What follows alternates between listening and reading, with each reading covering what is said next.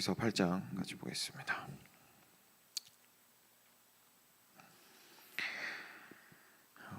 히브리서 8장입니다. 같이 교독하겠습니다. 제가 먼저 한 절 읽겠습니다. 지금 우리가 하는 말의 요점은 이러한 대제사장이 우리에게 있다는 것이라. 그는 하늘에서 지극히 크신 이의 보좌 우편에 앉으셨으니 성소와 참 장막에서 섬기는 이시라. 이 장막은 주께서 세우신 것이요 사람이 세운 것이 아니니라. 대제사장마다 예물과 제사드림을 위하여 세운 자니 그러므로 그도 무엇인가 드릴 것이 있어야 할지니라. 제사장이 되지 아니하셨을 것이니 이는 율법을 따라 예물을 드리는 제사장이 있음이라. 모세가 장막을 지으려 할 때 지시하심을 얻음과 같으니 이르시되 삼가 모든 것을 산에서 내게 보이던 본을 따라 지으라 하셨느니라. 그러나 이제 그는 더 아름다운 직분을 얻으셨으니 그는 더 좋은 약속으로 세우신 더 좋은 언약의 중보자시니라. 저 첫 언약이 무흠하였더라면 둘째 것을 요구할 일이 없었으려니와 그들의 잘못을 지적하여 말씀하시되 주께서 이르시되 볼지어다 날이 이르리니 내가 이스라엘 집과 유다 집과 더불어 새 언약을 맺으리라. 또 주께서 이르시기를 이 언약은 내가 그들의 열조의 손을 잡고 애굽 땅에서 인도하여 내던 날에 그들과 맺은 언약과 같지 아니하도다. 그들은 내 언약 안에 머물러 있지 아니하므로 내가 그들을 돌보지 아니하였노라. 또 주께서 이르시되 그날 후에 내가 이스라엘 집과 맺을 언약은 이것이니 내 법을 그들의 생각에 두고 그들의 마음에 이것을 기록하리라. 나는 그들에게 하나님이 되고 그들은 내게 백성이 되리라. 또 각각 자기 나라 사람과 각각 자기 형제를 가르쳐 이르기를 주를 알라 하지 아니할 것은 그들이 작은 자로부터 큰 자까지 다 나를 알미라. 내가 그들의 불의를 긍휼히 여기고 그들의 죄를 다시 기억하지 아니하리라 하셨느니라. 같이 읽겠습니다. 새 언약이라 말씀하셨음에 첫 것은 낡아지게 하신 것이니 낡아지고 쇠하는 것은 없어져 가는 것이니라. 아멘. 네, 오늘 너무 중요한 말씀인데요. 저희가 계속해서 예수님에 대해서 저희가 함께 보고 있습니다. 그래서 시작부터 우리가 예수님께서 얼마나 놀라운 중보자가 되시는지에 대해서 천사와 사람들을 비교하면서 함께 우리가 볼 수가 있었고요. 그러면서 3장 첫 부분에 우리가 믿는 도리의 사도이시며 대제사장이신 예수를 깊이 생각하라 라고 하면서 계속해서 우리 대제사장이 되시는 예수님에 대해서 쭉 살펴보고 있습니다. 그래서 어제까지 이제 그 멜기세덱의 반차에서 오신 우리 예수님께서 얼마나 놀라운 그 대제사장이 되시는지를 이야기를 해 주었는데 이거를 이제 8장에서 그 언약과 같이 다루면서 예수님이 얼마나 우리에게 좋은 분이신지를 이야기를 해주고 있습니다. 저희가 신앙생활을 할 때 예수님에 대해서 우리의 개인과의 관계에만 초점을 많이 맞추다가 크게 놓친 부분들이 있는데 바로 이제 오늘 나오는 이런 부분들입니다. 그래서 실제로 우리가 예수님을 통해서 받을 수 있는 은혜가 개인적이면 더 많을 것 같지만 사실 예수님께서는 그거보다 훨씬 더 큰 일을 하러 오셨기 때문에 오히려 예수님이 하신 일에 잠깐 나로부터 눈을 좀 돌려서 예수님이 하신 일에 집중을 하고 예수님이 얼마나 크고 본질적인 일을 하셨는지를 깨닫고 나면 오히려 더 큰 위로와 격려를 얻게 되고 예수님이 얼마나 소중한 분이신지를 알게 되는 것 같습니다. 그래서 같이 보겠습니다. 1절입니다. 요점이 무엇이냐면 이러한 대제사장이 우리에게 있다는 것입니다 라고 이야기하고 있습니다. 그러니까 초점이 지금 예수님이 대제사장입니다 라고 이야기를 한 이후에 바로 우리가 가지고 있는 이 예수님이 이런 놀라운 대제사장이십니다 라는 이야기를 해주고 있죠. 어제 마지막 부분만 짧게 그냥 상기하기 위해서, 기억하기 위해서 제가 읽어드리겠습니다. 이러한 대제사장은 우리에게 합당하니 거룩하고 악이 없고 더러움이 없고 죄인에게서 떠나 계시고 하늘보다 높이 되시니라. 그는 저 대제사장들이 먼저 자기 죄를 위하고 다음에 백성의 죄를 위하여 날마다 제사 드리는 것과 같이 할 필요가 없으니 이는 그가 단번에 자기를 드려 이루셨습니다. 율법은 약점을 가진 사람들을 제사장으로 세웠거니와 율법 후에 하신 맹세의 말씀은 영원히 온전하게 되신 아들을 세우셨느니라. 그래서 어제 마지막 부분에 대제사장 되신 예수님께서 행하신 일에 대해서 이야기를 해주었는데 우리가 바로 이분을 가지고 있는 것입니다. 라고 오늘 이야기를 시작을 하고 있습니다. 그는 하늘에서 지극히 크신 이의 보좌 우편에 앉아 계십니다. 그리고 2절에 성소와 참 장막에서 섬기는 분이십니다. 이 장막은 주께서 세우신 것이고 사람이 세운 것이 아닙니다. 그래서 그러면은 이제 저희가 질문을 하게 되잖아요. 성소와 참 장막에서 섬기시는 이라는 이 제사장의 직분을 예수님한테 지금 적용을 하고 있는 건데 그게 무슨 뜻인가? 이제 예수님은 왜냐하면 실제로 성소와 참 장막에서 섬겨 계시지 않다 보니까 저희가 질문을 하게 되죠. 계속 보겠습니다. 대제사장마다 예물과 제사드림을 위하여 세운 자니 그러므로 그도 무엇인가 드릴 것이 있어야 할지니라. 그러니까 이 땅에 있었던 율법의 이렇게 컨트롤을 받았던 대제사장들이 했던 일은 결국 예물과 제사를 드리는 것이었는데 만약에 예수님을 대제사장으로 우리가 부르려면 예수님께서도 이 예물과 제사드림에 해당하는 뭔가를 드려야 예수님을 대제사장이라고 부를 수가 있잖아요. 그래서 이제 그거를 얘기를 하는 겁니다.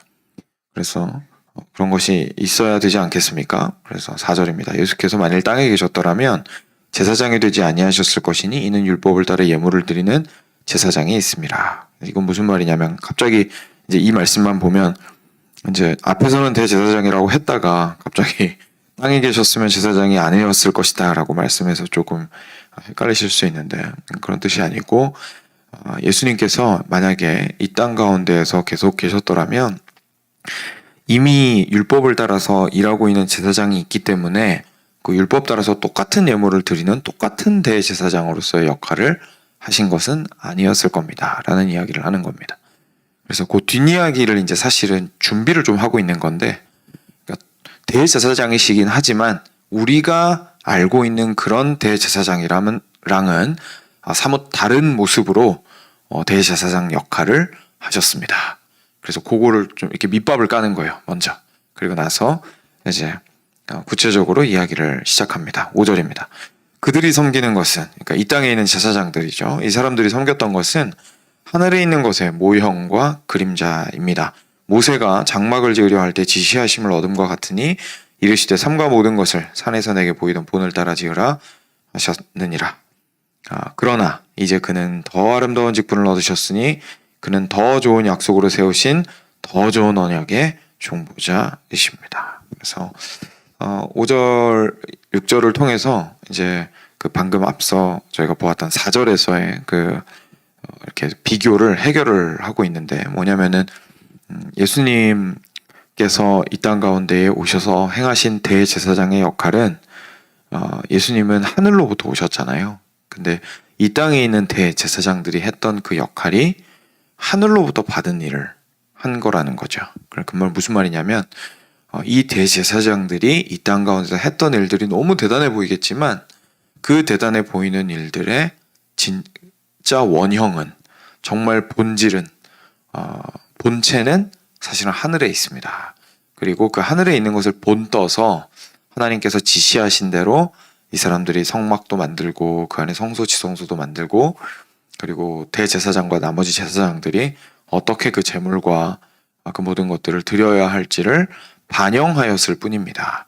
모형과 그림자로서 그 일을 했던 겁니다. 그러니까 결론적으로 어떻게 되는 거죠? 예수님은 하늘에서 오신 대제사장이신 거니까 다른 종류의 사람입니다라고 이야기를 하면은 또 그것도 틀린 거예요. 그렇죠? 그러니까 이 땅 가운데에서 대제사장 일을 하던 사람의 일을 이어받으러 오신 거는 맞습니다. 근데 그게 봤더니 오히려 예수님이 원형이었더라. 오히려 예수님이 원래 계신 분이었고 이 땅에 나중에 오시긴 했지만 이 땅에 있었던 대제사장과 나머지 제사장들이 했던 그 모든 일들은 단지 그림자와 모형에 불과했다라는 이야기를 하고 있습니다. 자, 그렇게 보면 당연히 원형이 더 좋죠. 그래서 예수님께서 오신 것에 대해서 더라는 이제 비교급을 3번이나 쓰면서 강조를 하고 있는 거예요. 그래서 더 아름다운 직분을 얻으셨고 더 좋은 약속으로 세우신 더 좋은 언약의 중보자이십니다. 그래서 7절에서도 이제 저희가 방금까지 보았던 내용을 이제 다시 한번 이야기합니다. 첫 번째 언약이 무음하였더라면 둘째 것을 요구할 일이 없었으려니와. 그러니까 첫 번째 것이 모형과 그림자였으니까 부족한 부분이 있을 수밖에 없다는 거죠. 부족한 부분이 있기 때문에 온전한 것으로 대체하러 오셨습니다.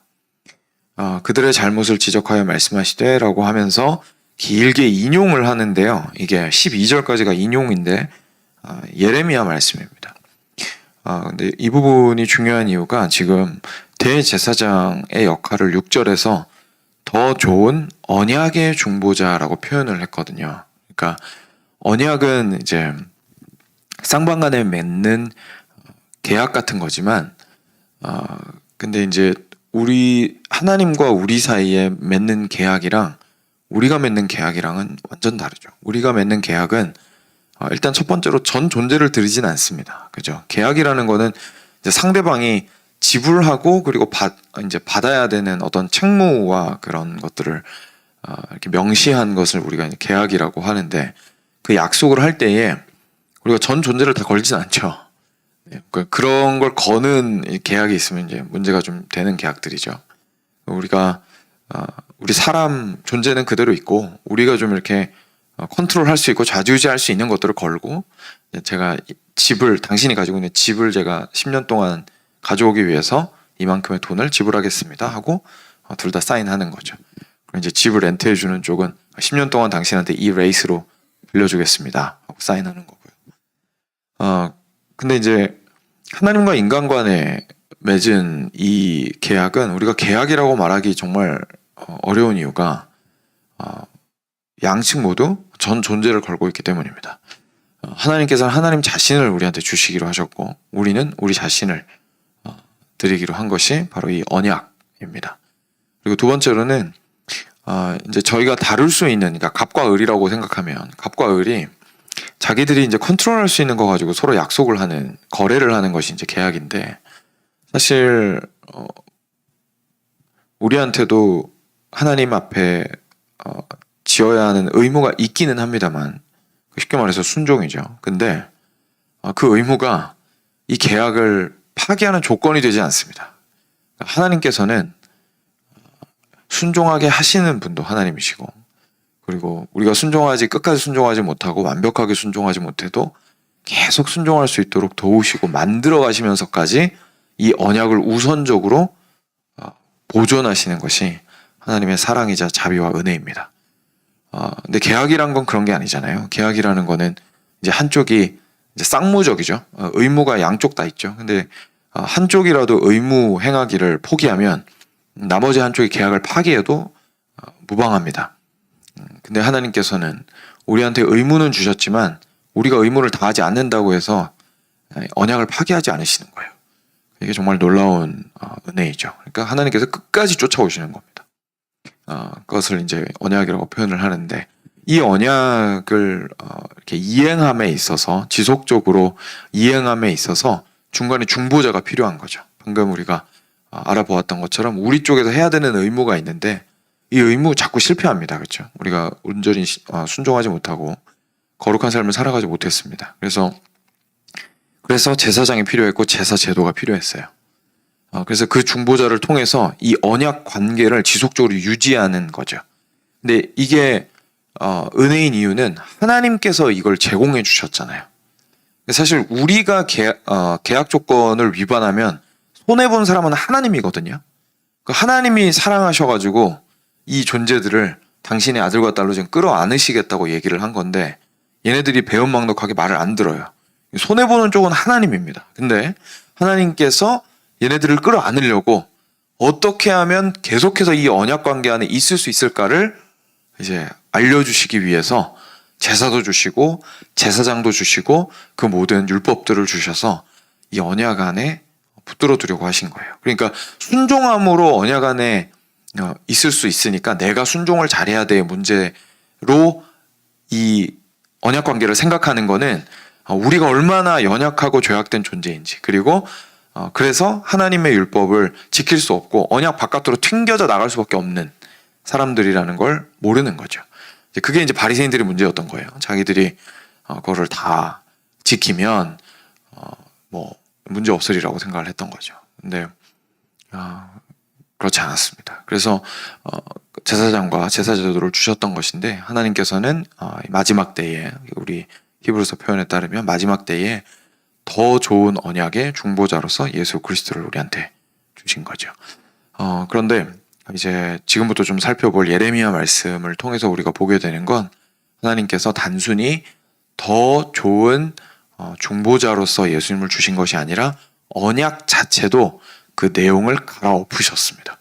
목적은 똑같아요. 목적은 하나님 전 인격을 걸고 하나님께서 당신을 우리에게 주시겠다고 약속하시고, 하나님이 우리한테 요구하시는 것도 우리의 전 존재입니다. 이제 그거는 똑같아요. 근데 그걸 이루시는 방식을 하나님께서 갈아엎으신 거죠. 그 내용 계속 좀 보겠습니다. 8절입니다. 주께서 이르시되 볼지어다 날이 이르리니 내가 이스라엘 집과 유다 집과 더불어 새 언약을 맺으리라. 이제 예레미야를 통해서 이렇게 말씀을 하셨죠. 이전까지 맺었던 언약과는 다른 언약을 맺을 것이다. 9절입니다. 또 주께서 이르시기를 이 언약은 내가 그들의 열조의 손을 잡고 애굽 땅에서 인도하여 내던 날에 그들과 맺은 언약과 같지 아니하노라 하도다. 그들은 내 언약 안에 머물러 있지 아니하므로 내가 그들을 돌보지 아니하였노라. 그러니까 이쪽에서 지속적으로 계약을 파기하는 거죠. 자기가 해야 할 의무를 다하지 않고 백성 쪽에서 자꾸 언약 바깥으로 나가는 거예요. 근데 여기는 뭐 간단하게 지금 내가 그들을 돌보지 아니하였노라라고 하나님이 말씀하셨지만, 실제로 이렇게 하셨냐면 그러진 않았죠. 계속 땡기고 잡아 끌고 타이르고 화내시고 진노하시고 막 얼르시고 막 온갖 방법을 동원해서 이스라엘 백성들을 계속 붙들고 계셨습니다. 근데 이제 끝에는 이 언약을 지속하지 않기로 결정을 하신 거죠. 그 옛 언약이라고 부르는. 그래서 이제 여기 표현을 그들의 언약 안에 머물러 있지 않았기 때문에 그 사람들이 그래서 이방 민족에게도 넘겼고 그런 방식으로 돌보지 아니하였노라 라고 이야기하십니다. 10절입니다. 또 주께서 이르시되 그날 후에 내가 이스라엘 집과 맺을 언약은 이것이니, 그러니까 하나님께서 작정하신 날 이후에 맺으실 새 언약은 이것이니 내 법을 그들의 생각에 두고 그들의 마음에 이것을 기록하리라. 나는 그들에게 하나님이 되고 그들은 내게 백성이 되리라. 이제 뒷부분 보시면 제가 말씀드린 것처럼 이 언약의 내용 자체는 돼 있었습니다. 돌판에 기록되어 있다라는 뜻은 우리 인간으로서는 이게 우리가 계약서 조항처럼 이걸 잘 읽고 머리로 이해한 다음에 마음에 집어넣어서 어떻게 하면 내가 힘을 쓰고 애를 써서 순종할까를 고민해서 열심히 그 말씀대로 따라 사는 것을 의미했던 거죠. 이제 그렇게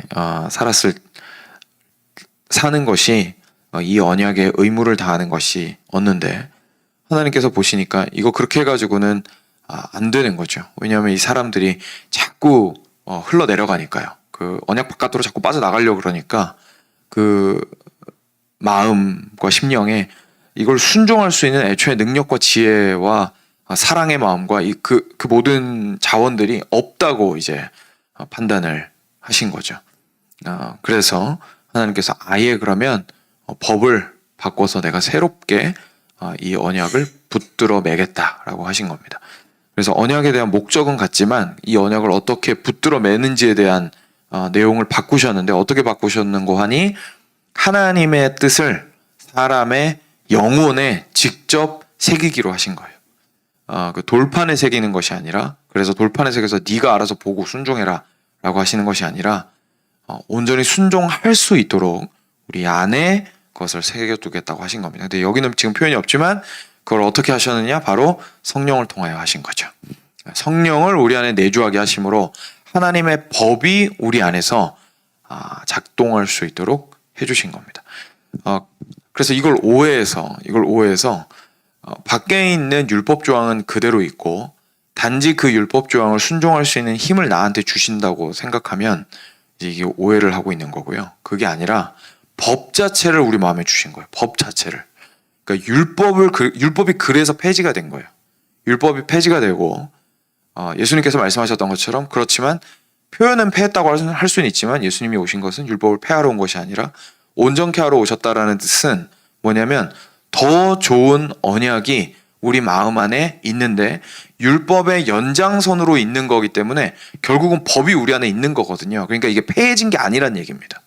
그러니까 없어진 게 아니라 율법이 오히려 그 율법이 의도하던 바를 잘 드러낼 수 있도록 하나님께서 어떠한 뜻을 가지고 이 율법을 우리한테 주셨는지를 더 잘 알 수 있도록 오히려 그 세부 조항들은 폐지되었지만 오히려 하나님의 의도와 그 뜻과 마음이 우리 안에 새겨졌다. 성령님을 통하여서. 그거를 이제 의미하는 거죠. 그래서 이걸 따라서 지난주 설교처럼 하나님의 신성한 성품으로 지속적으로 살아갈 수 있도록 해주신 거예요. 그러니까 이 뜻이 변한 적이 없어요. 그 이전에도 이제 옛 언약을 주셨던 이유도 결국은 하나님의 백성으로 삼으려고 하신 거거든요. 그거 순종하라고 얘기하신 게 이 백성도 괴롭히려고 하신 게 아니라 신성한 성품에 참여하라고. 신성한 성품이 뭔지 모르니까 글로 적어서 알려주신 거예요. 근데 이제 이게 그렇게 안 되니까 그럼 내가 아예 그냥 성령을 내주하게 해서 내가 아예 너네랑 같이 해서 항상 모든 걸음걸음을 너희와 함께 해서 나의 신성한 성품에 참여하는 자로 삼겠다.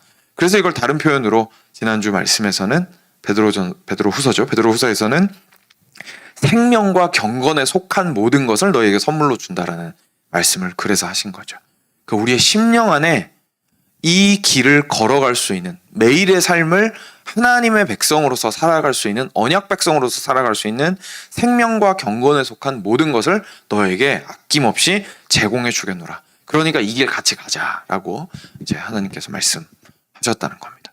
그게 새 언약입니다.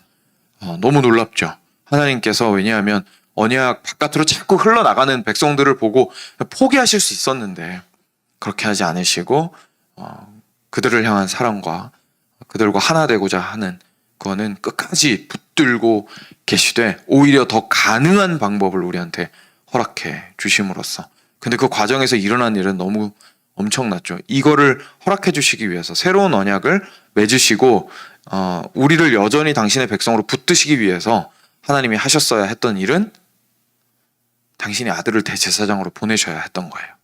근데 당신의 자신이 대제사장으로 오셔가지고 그냥 온 세상 위에서 군림해서 이렇게 무슨 새로운 총독이 그 당시에 부임해서 이렇게 선포하면서 이제 니들이 이전까지 있었던 총독 밑에 있었지만 지금부터는 내 말 잘 들어 라고 하실 줄 알았는데 그게 아니라 이 일을 하시기 위해서 오히려 자기를 가장 낮은 자리로 미시고 십자가에 못 박혀 죽으신 것이 예수님께서 하신 일이었습니다.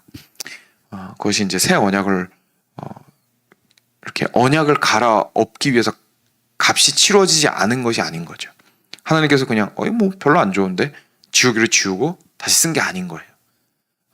이전에 있었던 그 율법을 지우기 위해서 그리스도께서 온전히 보혈을 흘리셔야 했고 그 보혈로 이렇게 옛 언약 위에 찍찍 긋고 새롭게 새 언약을 쓰실 수 있었던 겁니다. 새로운 언약을 세우기 위해서 그리스도께서 행하셨던 일들에 대해서 우리가 깊이 있게 알 필요가 있겠습니다. 그렇게 해서 우리가 하나님의 백성이 되었습니다. 11절입니다. 또 각각 자기 나라 사람과 각각 자기 형제를 가르쳐 이르기를 주를 알라 하지 아니할 것은 그들이 작은 자로부터 큰 자까지 다 나를 알미라. 이거는 이제 무슨 말이냐면 다 이미 알고 있으니까 가르칠 필요가 없어. 이제 이런 뜻이 아니라 예전에는 우리 안에 성령께서 내주하지 않으셔서 잘 알 수 없었는데 이제는 성령께서 내주하셔서 작은 자든지 큰 자든지 직분의 그 이전에 있었던 직분들이 있죠. 그러니까 레위인들만 하나님 가까이 갈 수 있었고 대제사장만 지성소에 들어갈 수 있었고 뭐 이런 것들이 막 있었는데 이제 그런 거에 전혀 상관없이 휘장이 둘로 갈라지면서 모든 사람들이 하나님 앞으로 가게 되어서 모든 사람들이 동일하게 하나님을 알게 되었다라는 이야기를 좀 이렇게 표현을 하는 겁니다. 그러니까 이게 그 새 언약이 이루어짐으로써 우리한테 생긴 정말 가장 큰 축복은 하나님 앞으로 나아가게 되었다는 거고, 하나님이 누구신지를 알게 되었다는 거죠. 대제사장 한 명을 제외하고는 그 어떤 백성들도 지성소 안에 무슨 일이 일어나는지 아무도 몰랐거든요. 그냥 얘기로만 듣고 아는 거죠. 근데 이제는 우리가 실제 그 요한도 얘기했던 것처럼 이제는 눈으로 보아 아는 바라라고 이야기를 할 수 있게 된 것이 우리가 새 언약 안에 있기 때문이라는 것을 보게 됩니다. 내가 그들의 불의를 긍휼히 여기고 그들의 죄를 다시 기억하지 아니하리라 라고 하셨습니다. 네, 너무 놀라운 선포죠. 하나님께서 이미 예수 그리스도의 십자가 위에서 우리의 앞으로 지을 죄까지도 안고 죽으셨기 때문에 우리를 죄에서 온전히 자유케 하셨다는 것을 이 말씀을 통해서 보게 됩니다. 그래서 이미 시간이 많이 지났는데 새 언약에 관해서 우리가 깊이 있게 이야기하면 끝이 없는 것 같습니다. 13절입니다. 새 언약이라 말씀하셨음에 첫 것은 낡아지게 하신 것이니 낡아지고 쇠하는 것은 없어져 가는 것이니라. 결국 강조하고 싶은 건 내일 이제 9장에서 계속될 텐데요. 같은 내용이 결국 강조하고 싶은 건 6절 말씀인 겁니다. 그래서 이 놀라운 언약을 새롭게 우리한테 주시기 위해서 이제 그는 더 아름다운 직분을 얻으셨으니 그는 더 좋은 약속으로 세우신 더 좋은 언약의 중보자이십니다. 그래서 우리가 예수님이 누구인지 바로 알아야겠습니다. 예수님의 이름을 부르면 하나님 앞으로 나아갈 수 있습니다 라고 이렇게 간단하게 생각하면 안타깝게도 복음의 값어치가 없어지는 경우가 많이 있습니다. 은혜를 공짜라는 거에 저희가 너무 집중하다 보니까 내가 한 건 없는데 은혜는 공짜로 주어지는 거다 이렇게 생각해서 이제 내가 하나님 앞에 아무것도 안 해도 공짜로 나아갈 수 있다라고 생각하고 이렇게 그냥 똘레똘레 이렇게 가는 그런 마음을 가질 수가 있는데 그런 게 아니었다는 거죠. 사실 정말로 내가 거저 그 길을 걸을 수 있기 위해서 치루어진 값은 내가 치룰 수 없는 것이었기 때문에 나한테 공짜인 거지 실제로 공짜는 아니었던 겁니다.